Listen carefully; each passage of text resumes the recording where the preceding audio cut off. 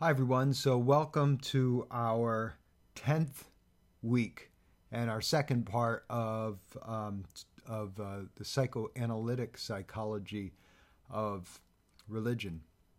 I'd like to make a comment firstly about this term psychoanalytic. Usually, when we use the term psychoanalytic, we are referring specifically to Freud. When we use the term psychodynamic, we could be referring to Freud or any of the theorists who came after Freud in reaction to Freud. So, for example, Carl Jung, who will be starting in our next section, referred to himself not as a psychoanalyst, but as an analytic psychologist, and that's to make his psychodynamic theory distinct from psychoanalysis. So psychoanalysis in its classic form, and there are still individuals who train and practice in classic Freudian psychoanalysis. In this type of therapy, this type of psychoanalysis, analysis is different than therapy, incidentally. Therapy is the idea that you have some kind of issue that you're going to work through. You're getting therapy. Psychoanalysis is getting to know yourself better. It's an entirely different outlook. Now, you can have psychodynamic psychotherapy, so you can use the concepts that you're learning about, say in this class, the defense mechanisms, Freudian concepts of repression, Oedipal strivings, things like this. You can use these to alleviate symptoms. You can use these in a psychotherapeutic way. However, mostly with psychoanalysis in this day and age is about getting to know yourself better and analysis of the psyche, psychoanalysis or psyche analysis. It's usually concentrated mostly in large cities. I think New York City has at least 5 or 6 major psychoanalytic institutes. So these are institutes that range anywhere from a classical Freudian perspective, like you're learning here, to Jungian perspective, to Adlerian, to the work of Karen Horney, Alfred Adler, Reichian analysis. There are many different types of psychodynamic theories. As I had mentioned earlier, Rutgers New Brunswick campus is a center for psychodynamic psychotherapy, psychodynamic training in graduate school. It's one of the most prominent on the East Coast. So at any rate, putting this into context, I'd like to take a look closely at Chapter 2. Now, I understand that Chapter 2 was assigned last week, but I think this is full of important stuff, and it's also, together with 3, Chapters 4 and 5 are commentaries and appraisals of Chapters 2 and 3. So you're reading a Chapter 4 is going to, Chapters 4 and 5 is going to be an solidification, a reinforcement of the basic principles of 2 and 3. And also there you get turned on to some different thinkers like Theodor Eicke, R-E-I-K. Theodor Eicke, his study of ritual, his study of dogma, belief, and ritual, it's unbelievable. Thick volumes. Eicke also wrote a great book called Listening with the Third Ear, and that's about relying on nonverbal, intuitive sensing of, say, body language and gestures and the space between the words and the context of the words to get a fuller picture of what your patient is telling you. This brings up a word, patient. In psychoanalysis, patient doesn't refer to someone who is sick. Right? Patient refers to the Latin text, the Latin etymology of the word patient, patientia, which means one who suffers. So in psychoanalysis, we're not looking at a patient like a medical disease. That's not what psychoanalysis is all about. We're looking at a patient as one who suffers. It's been my experience that there are many people who are teaching basic Freudian theory who probably have never read Freud. And that's always probably good to keep in mind whenever you have a class and a professor. Take the time to read for yourself, not just the textbook, but primary source materials. This book is loaded with primary source quotes, and it's very good. But there's nothing stopping you from going to the library or going online and getting all these texts are available full text online if you look for them in PDF form, and read it yourself and come to a conclusion not based on what I say or what some other professor says or what some author says. Think for yourself. So that being said, I want to take a closer look at two, especially since I'm giving you an assignment that is going to ask you to really process this material. This book, Totem and Taboo, from 1913. It is one of my favorite texts of Freud's. It's absolutely fascinating. I'll never forget the first time I read it and seeing these insights, as I had mentioned in our last discussion, seeing these insights between the rituals of certain primal cultures and the rituals of what we today call obsessive-compulsive personality or obsessive-compulsive disorder. In psychoanalysis, it's called obsessive-compulsive neurosis. This term neurosis is a good one to discuss. You hear of psychosis and neurosis. Psychosis is mostly in the lingo of psychoanalysis, psychodynamic theory, and psychotherapy, clinical psychology. Psychosis typically is referring to delusions and hallucinations. So beliefs that are in conflict with reality. I'm laughing, of course, because we're hitting on something interesting. We just discussed Bruce Lipton's book, The Biology of Belief, and we understand how, through the German idealist philosophy, how perception shapes reality. But there are some instances in which reality butts up against belief and will wash over belief like a powerful wave, depending on what your belief is. Well, but when we say someone's psychotic, we say that they're so enmeshed and so entangled in their belief that they ignore certain evidence, certain aspects of reality that's consistently knocking on their door. That's what we call symptoms. So in psychoanalysis, we have psychosis, and psychosis is usually delusional thinking. It's bizarre thoughts, bizarre ideas, and we have hallucinations.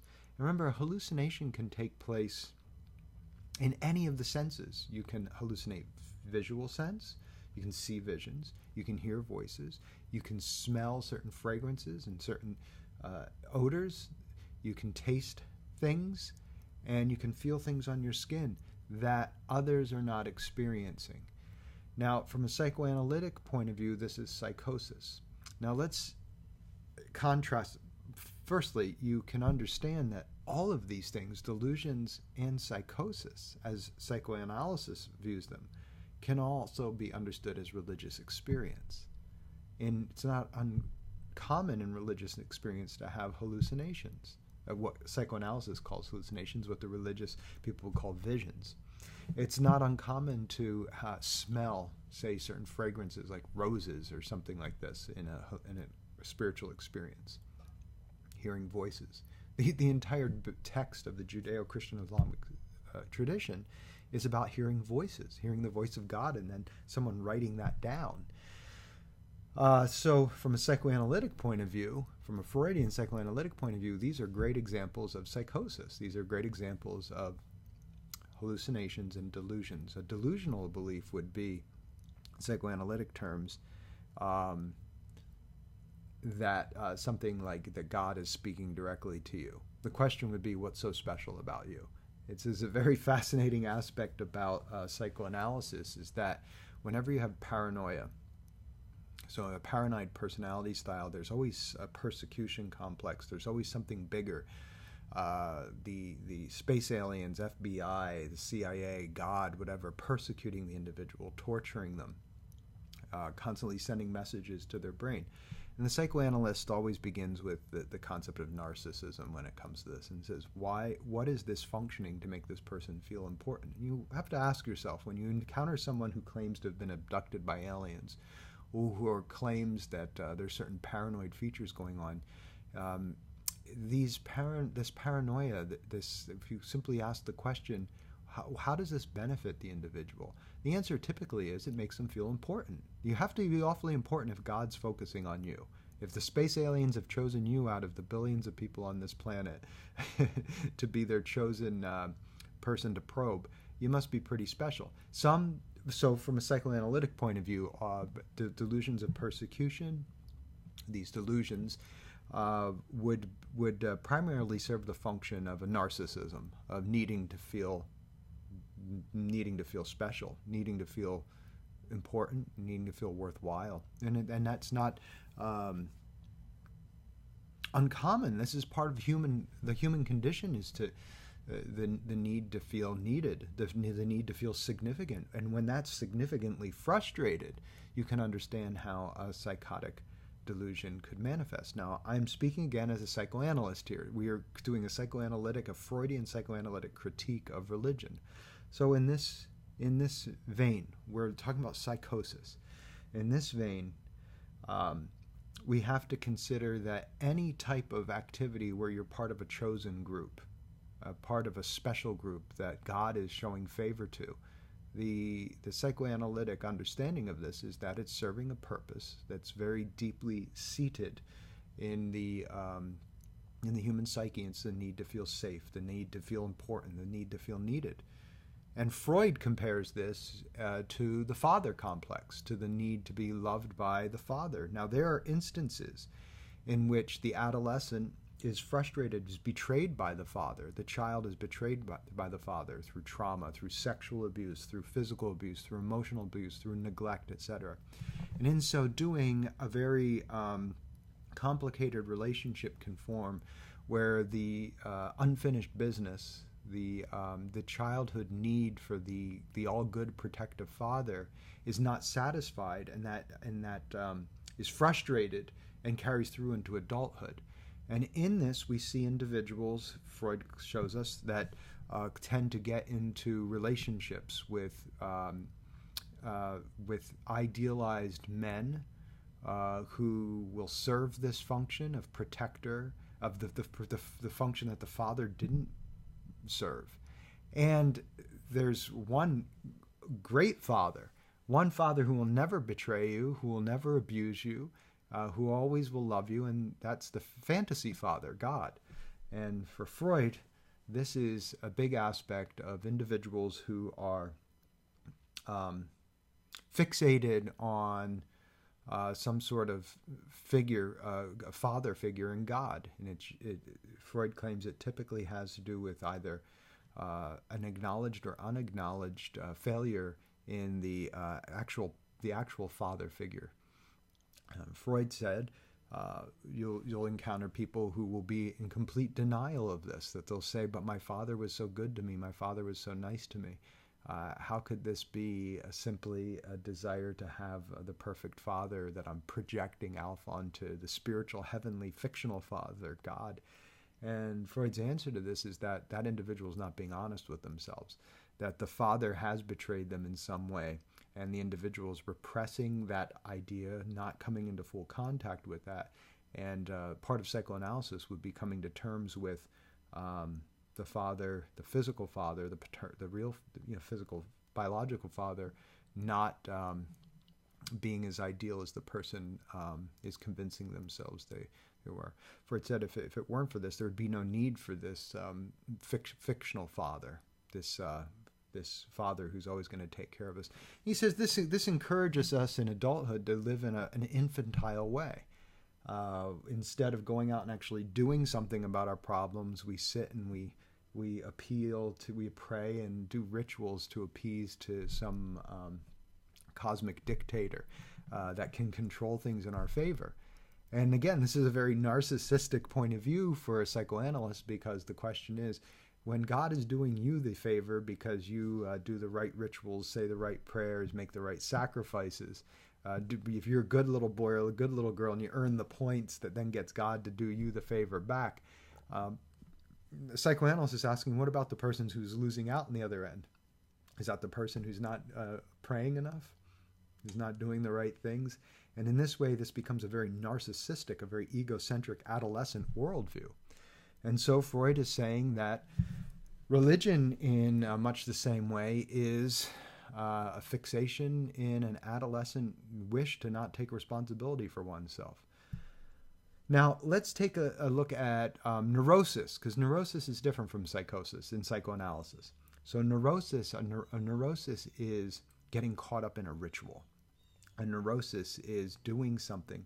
It's like the delusion. It's closely related to the delusion, the strange belief, but the neurosis is the idea that if you keep following by these delusional beliefs, you will alter the outcome of the external world, of the physical world.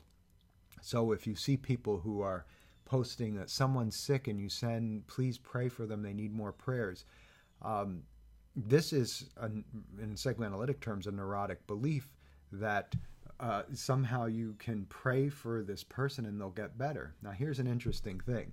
A lot of research has been done in this area, and it turns out that people who pray actually do tend to do better in their situations than people who don't pray. However, there's a caveat to this. There's something that, once I reveal this, it makes perfect sense. As psychologists, if you pray for someone, they have an exam or they have an illness or something, and you pray for them to get better, if they believe in prayer and they know that you're praying for them, there is an effect. They found in research, in experimental research, that there will be an effect. People will get better, more healthful. We can call this the belief effect or the placebo effect or the power of prayer, however you want to frame it. Here's the kicker. If you pray for someone and they don't know you're praying for them and they don't believe in prayer, it doesn't have any effect. So what we're seeing here is, again, the belief as the thing that's the most important factor in the prayer, not the supernatural influence that's being harnessed into this. Now we're combining a little psychoanalysis and a little experimental psychology here together. So it is a useful fiction. If you believe it, it can have great implications in your life. However, it's the belief that seems to be the factor, not a cosmic metaphysical dictator that's doing things in your favor because you're saying the right chants or doing the right rituals or behaving as a good little boy or good little girl. So Freud would say this other idea is very infantile. It's a way to avoid responsibility and being taken care of as an adult by this big fictionalized father, to be wrapped in the warm fuzzy blanket of childhood, especially if that childhood wasn't warm and fuzzy and there's still this need for being protected from others. I think in psychoanalysis, for psychoanalytic terms, you probably know that there are people who are constant, or we call them needy people. They constantly need to be told what to do. They need to be protected. They need to feel safe. They don't seem to be able to handle things on their own. And then you meet others who can healthfully enjoy being there for another and also being helped by another without that becoming the central centrifugal center of their existence. The need to be needed versus having a legitimate human need for companionship or need for the other, and the need to be there for the other. Okay, so that's the contrast between neurosis and psychosis.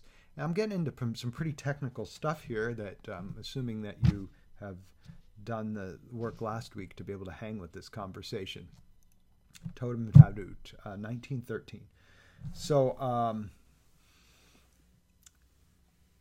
the first essay in the book is called The Horror of Incest. Now, this is going to be, if you're studying Freud, and if you're studying Totem and Taboo, incest is going to be one of the biggest ideas. So what is incest? Incest is the potential, the possibility of our parents or we having sexual seduction of our parents, or our parents sexually seducing us.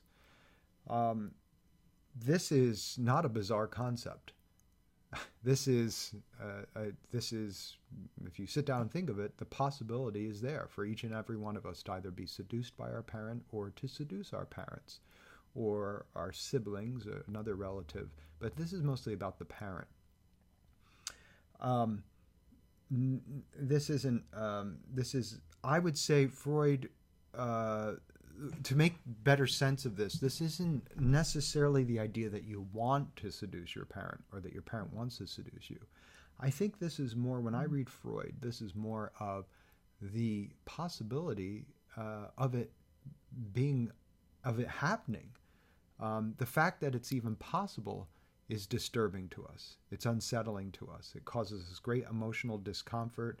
You might even be uncomfortable with our reading of this, or or me discussing it, to even say it. And that's the point. There is the possibility here of incestual seduction.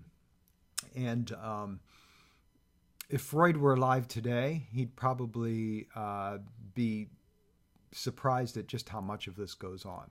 It's very uncommon to go a month without reading about some incestual seduction that has taken place, child abuse through the parent or through another family member. It's more common than Freud had any idea, and we see this every day. And if you become a therapist, you'll definitely have patients who have gone through incestuous seduction. Through incest, meaning through some family member, not necessarily the father or the mother, well, it often happens, but siblings, uncles, aunts, things of this nature. Grandparents sometimes. The horror of incest. It is, says Freud, one of the more surprising discoveries of anthropology that among primitive peoples, such as the Aborigines of Australia, sexual relations, far from being unbridled, are in fact subject to the severest restrictions, and that more particularly incest is an even greater taboo among them than among more civilized communities. Indeed, the incest taboo is so extensive that it leads to a system known as exogamy, which requires that sexual partners are sought outside the immediate social group or tribe. This prohibition, Freud claims, is itself linked to totemism.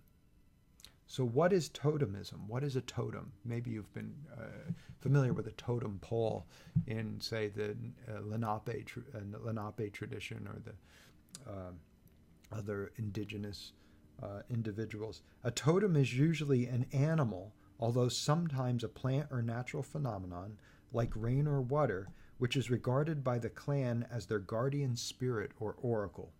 And for this reason, its members are under a sacred obligation not to kill, destroy, or eat their totem. Equally significant, a totem is regarded as the clan's common ancestor, which therefore treats all members as if they were blood relatives or one single family. It is this totem kinship which largely explains exogamy. It is not merely actual incestuous relations that are prohibited, but any sexual relation between members of the same totemic group. So we have totem and taboo. What Freud's describing here is, we can use, say, the Lenape as an example. So the Lenape natives that were in New Jersey, Pennsylvania, prior to colonial English, French, German, Dutch, Swiss settlers, we had 4 clans, and those clans were exogamous clans. So you had turtle, turkey, eagle, and wolf clans, and those were 4 clans. And individuals from one clan didn't marry with one another. It's almost like a family name, like Turkey family or the Wolf family. It would be like your family, not if you wouldn't marry someone else from within your family. Now, today we justify this with science and genetics. Well, that's, if you think about it, we justify it with science and genetics. The unthoughtful person just reacts emotionally and says, "Ooh, that's disgusting." The thoughtful person says, "Well, when the individuals intermarry and they're too close, there are genetic defects that take place. That's the scientific way of doing the same conversation that we're talking about, of justifying the taboo. In fact, the thing that in evolutionary psychology, the thing that makes the interbreeding of when your genetics are too close is simply that they're not varied enough to protect from external pathogens that cause infections, etc., which lead to birth defects. This is much different than a religious view that somehow you're being punished for having sex with your sibling, for reproducing with your sibling or something like this. So at any rate, this taboo comes about and is intimately, this taboo against having sex with a family member. And the family member, in addition to being father and siblings, is anyone that's part of your immediate tribe, your clan. Your immediate clan would be taboo, would be forbidden from the sex. Now that the totem, they come to identify, just like we come to identify our family name, the totem would be identifying with some natural spiritual being. You may have heard of a totem animal. Maybe you have a totem animal. An animal that you have a relation to in some way. My totem animal has always been a puma. And a puma I related to throughout my entire life. I love to sleep. I love to lay around in the sun. I love to just relax. And I ignore a lot. I let the world pass by. But if something comes up and provokes me, I attack very viciously, just like a wildcat, just like a jaguar or a puma or a panther. These are all different names for the same sort of animal. So I've always related to that because I feel very much in kin with these animals, these pumas, this idea of being content, being fairly solitary, and letting the world be as it is unless I'm provoked. Then I become very vicious when I'm provoked. So my totem animal has always been the panther, the puma. Some folks have totem animals, such as I had a friend who their totem animal was a grizzly bear. Big and kind of slothy and slow, but powerful, etc. So you may have a totem animal. You may have taken one of these tests online and found out what your totem animal is. I wouldn't put much into that. You have to actually think about it and look at and see what is your totem animal. But this is how this aspect, this certain characteristic, is placed on, and some animal becomes sacred. As the turkey, the wolf, the turtle became sacred in the Lenape tradition. They became a sacred figure. So how does this connect to taboo? Well, Freud theorizes anthropologically, and this is really speculative thinking at its best. Freud felt that at some point the brothers became very irritated with the father because he dominated everyone, including sex from the sisters, his female siblings. This is not uncommon in all the mythologies of the world, to have gods, fathers, using the daughters as wives for sexual favors. So the brothers, not in an honorable plea to stop the father from having sex with the sisters, but in order to make the sisters available to them for sex, decide to do what? To kill the father. And they killed the father. Freud said that they kill the father, and the father is no longer a threat to them, so now they can partake in all the females they want.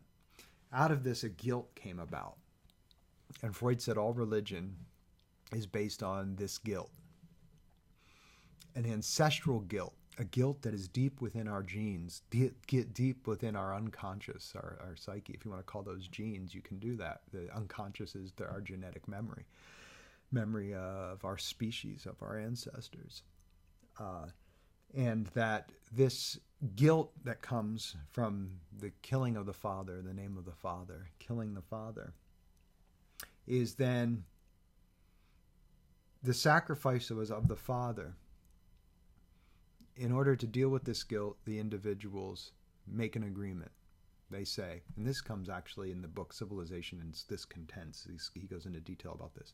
He said, okay, we're all going to give up our freedom of having sex with our female family members by setting up rules, taboos, incest taboos. And this way, the father no longer does it, and neither do we.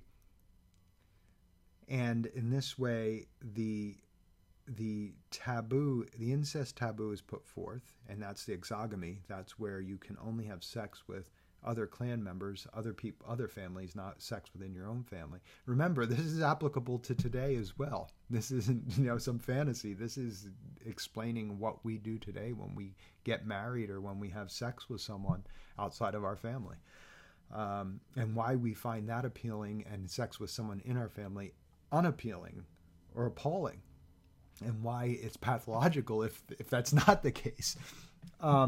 So Freud is looking here and saying that to deal with this guilt, the father figure, the sacrificed father, is placed in a sort of symbolic totem animal.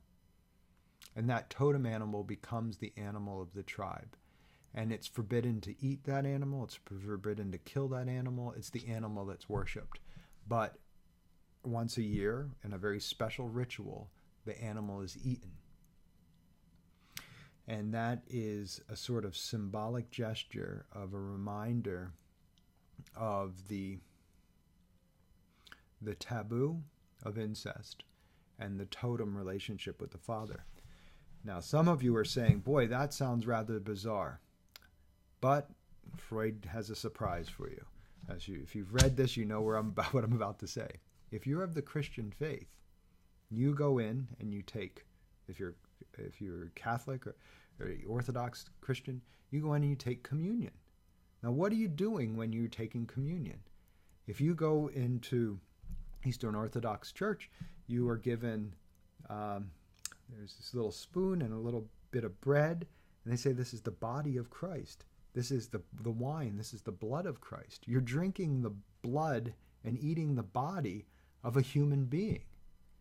Now, this is supposed to be, they talk about ritual and talk about totemism. You are actually supposed to be eating the flesh and blood of the Son of God, of a human flesh and blood. This is repeated over and over in the text. And in this way, this is a contemporary holdover of this ritual of eating the totem animal in a ritualistic way in order to atone for the guilt of killing the father in the first place. It's really amazing stuff, and it gets into some interesting areas. That's just chapter 1 of this book, and we're already approaching 35 minutes here. So that is the first essay entitled The Horror of Incest. I'm going to read you a little quote from the second essay entitled Taboo and Emotional Ambivalence. Now, incidentally, ambivalence is one of the central aspects of psychoanalysis. What is ambivalence? Ambivalence is, Freud described ambivalence as simultaneously desiring and being repulsed by something. It's the simultaneous existence of the attraction and the repulsion. Here's the example Freud gives in one of his texts. He said, we'll be intimate with someone. We'll spend the night. We'll put our mouth on their genitals. We'll exchange all type of fluids with them. And the next morning, the thought of using their toothbrush repulses us. That's ambivalence. Being so intimate and so close with someone in one context, and simultaneously being repulsed by the concept of using their toothbrush is ambivalence. And that is an example Freud uses. So this idea in the second chapter of the book, Taboo and Emotional Ambivalence. What is this emotional ambivalence? But one thing, Freud says, but one thing would certainly follow from the persistence of the taboo, namely that the original desire to do the prohibited thing must also still persist among the tribes concerned. They must therefore have an ambivalent attitude towards their taboos. In their unconscious, there is nothing they would like more than to violate them. But they are afraid to do so. They are afraid precisely because they would like to, and the fear is stronger than the desire. They desire in unconscious, however, is every individual member of the tribe, just as it is in neurotics. What does this mean? Another big surprise for us. The only reason that you have to put a prohibition on something is just there is a desire for something. Let's make this painless. Would we have any need to prohibit murder if the desire for murder didn't exist? Of course not. It would be an irrelevant thing. It would be like prohibiting something and people saying, well, of course you prohibit this. But yet we really need to prohibit murder. Because at some point in life, all of us have murderous desires. There's, at least briefly, we all desire to annihilate someone for some reason. If you don't believe that, you have to get honest with yourself and examine the next time you're passionately angry at something or someone. And this does not only hold true for murder, but it holds true for incest. Without the need to have a rule that says you're not allowed to do this, this universal taboo, and that's what a taboo is. It's a rule. Without this taboo, the very act of having to state that you can't do it says that presupposes that there is some acknowledged or unacknowledged desire to do it. Otherwise, it would be irrelevant to the human condition. No one would have to set a rule that incest is not allowed. It's punishable. Because it would be irrelevant to even have a rule. You don't set a rule for doing something repulsive. There are things you would never even... Why would there be a rule for that? No one would ever even do it. You see, the very fact that there has to be a rule for such things shows that there is some sort of desire in the human condition to do such a thing. And that's the ambivalence.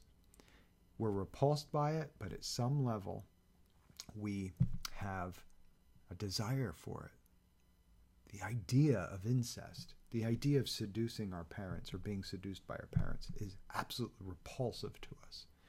And embedded in that repulsiveness, embedded in that disgust, is some sort of ancestral desire for that to take place, according to Freud. Let me put this in a little more palatable way for you. Instead of thinking sexually, think emotionally. Little girls want to marry someone just like daddy. They have crushes on daddy, the little girls who marry. They want to marry daddy when they grow up. And then slowly, this isn't necessarily a sexual desire. This is something, the child isn't thinking in this adult concept of sexuality, but they are having a very emotional, a very primal drive towards wanting to be the apple of daddy's eye. The mommy, the little boy wanting to be the apple of mommy's eye. And if daddy or mommy betrays that, if daddy or mommy look at someone else with desire, look at someone else with admiration, maybe more admiration or more desire than at the child is severely injured from this. The child remembers this, and it strikes and destroys the child. And this is what Freud referred to as this Oedipal situation. You can understand Freud, you can read Freud in many different ways, and you can take him literally and say that the Oedipal situation is the desire for the to seduce the mother and kill off the father. For the little boy, the father's the main competitor of the mother's admiration, affection. You can also think of this in a symbolic way, and this is how I understand Freud. At this age, the little child greatly wants to be the apple of daddy's eye, or the apple of mommy's eye. The little girl wants to be the apple of their daddy's eye. The little boy wants to be the apple of their mommy's eye. And there's one person standing in the way. There's a competitor for mommy's affections. There's a competitor for daddy's affections. There's a competitor. Yeah, there's a competitor for mommy's affections. There's a competitor for daddy's affections. And that is the opposite sex parent. So the person who the little boy competes with for the mother's affections is the father. And what's the desire? To get the father out of the picture, push him out of the bed. Symbolically, know that you are mommy's be-all and end-all in life, and that daddy is an ornament. And for the little girl, a little resentment towards mommy at some point. This is called the complex, the Oedipal situation. And Freud said that this eventually is resolved in most individuals by them identifying with their aggressor, becoming the thing which they fear the most. So in other words, the little boy fears the father for his ability to steal the mother's affections, his ability to castrate the young boy, to physically harm him, to kill him. And so what do? The little boy becomes just like daddy in order to win over mommy's affection. It's like competing with your competitor. The way to beat your competitor is to become as much like them as you can. And this is called identification with aggressor. We see this in adulthood over and over again. We see this in adulthood, the individual who becomes what they fear. And talk about ambivalence. There's a lot of police officers who are in this position of power and simultaneously could very easily be criminals.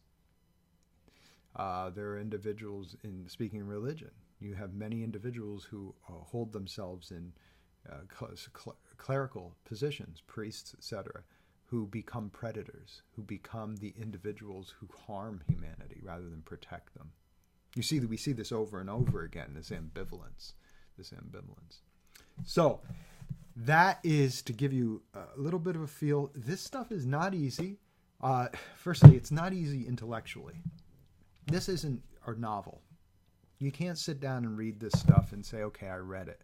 You need to sit down with this and read a sentence and read a paragraph and ask yourself, did I understand what that said? You can't do it with music playing, typically. You can't do it with YouTube on, and you can't do it while on the computer. You have to fully concentrate on this stuff. This is your training material for graduate school if you want to become a professional psychologist. You have to be able to absorb and think and masticate, in other words, eat and chew on this material and process it. And that's what I'm going to ask you to be doing now in this assignment essay. This is beyond just, you're going to really have to think about this and compare it to what we just studied in our previous section. The movie I'd like you to watch is based on a book by Irvin Yalom, an existential psychologist with a psychoanalytic background. He's one of my favorite therapists. His books are incredible. The movie is, it's okay. It's like a B movie, but the ideas are really good, and you're going to learn a lot about Freudian psychoanalysis, the history of Freudian psychoanalysis, and also the influence of Friedrich Nietzsche's philosophy on everything you're studying here in Freudian psychoanalysis. Okay, everyone, enjoy the topic. See you next time.